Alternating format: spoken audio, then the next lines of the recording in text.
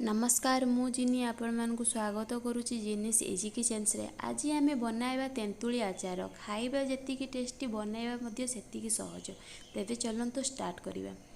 प्रथमे तो आमे तेंतुली किछि नै नबा, एहाकु धोई नबा। जेहेतु आमे घरे बनौचु जेते परिष्कार करिकी बनेबा सेति भलो। याकू धोइबा परे आमे याकू सुखेई मध्य नबा। एबे देखंतु मु गोटे गोटे के सबको धोई नउची भलो कि चकटी चकटी की जदी पड़िथिबो धूली बाली सब सफा हो जिवो। जदि आपण आम यूट्यूब चैनल नुआ अछंती प्लीज सब्सक्राइब करनेबे आ लाइक खंडे कर देबे।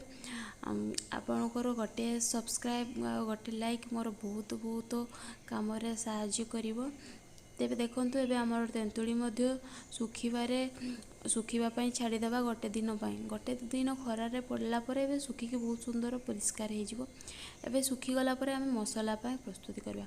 प्रथमे आमे जीरा नै नबा गोटे कप, ताकू हल्का रोस्टेड कर नबा। हल्का बास्ना आसले जना पड़िबो जे ये भाजी हो गलानी। तापरे मेथी नै नबा हाफ कप, ताकू मधे हल्का रोस्टेड कर नबा। फुटिबो मधे टप टप करी, तेबे बास्ना यार मधे अलग आसीबो। याकू मध्य काढी नबा। एहा परे आमे जुआणी मध्य हाफ कप नै की भाजी नबा। याकू मध्य हल्का रोस्टेड कर नबा। ए भाजी हो गला परे सेही पात्र को काढी नबा आ ठंडा हवा पई छाड़ी नबा।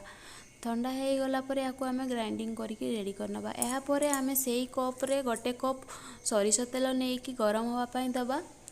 गरम हेकी भलो की फुटो आसी गला माने धुआं हला ऊपर को आसिला परे जानिबा जे भलो की गरम हो जाईची। तेबे या परे आमे गुड़ 500 ग्राम ऐड करूची। जेहेतु तेंतुली बहुत गुड़ाए मु नेची सेति पई तारो क्वांटिटी मध्ये अधिका दउची गुड़र। आ आपण मध्ये चेक कर नेबे तेंतुली केते खट्टा मीठा सेही हिसाब रे गुड़ को ऐड करिवे।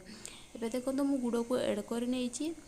एबे आमे एथिरे लूण ऐड कर नबा। मो एठी 4 रु 5 चमच लूण ऐड करूची। आपण तेंतुली रो क्वांटिटी देखिकी लूण मध्ये ऐड करिवे। लूण को ऐड कर सारा पर भलो कि मिक्स कर नबा। आउ गैस रो फ्लेम लो रु मीडियम कर नबा। एबे देखंतु ये बोधे ठंडा हेलानी, याकू से भितरे ग्राइंडिंग करिकी रेडी कर नबा। बहुत भलो भाबरे ग्राइंडिंग हेरिकी रेडी हो जाईची। ए फुटो मध्ये आसी गलानी। एथिरे आमे गैस बंद कर नबा। आउ लंका गुंड आमे एबे 2 रु 3 स्पून ऐड कर नबा। आपण केते राग खाइबे सेही हिसाब रे लंका गुंड मध्ये ऐड करिवे। भलो कि मिक्स कर नबा। मिक्स कर सारला परे आमे जो गुंड मसला करके रेडी करथिलु ताकू मध्ये या ऊपर मिक्स कर नबा। मिक्स हे सारला परे आमे एथिरे जो तेंतुली सफा करके रखिथिलु धोईकी रखिथिलु ताकू गोटे गोटे की बुड़ेइबा। आ प्लेट रे सजेई रखिबा।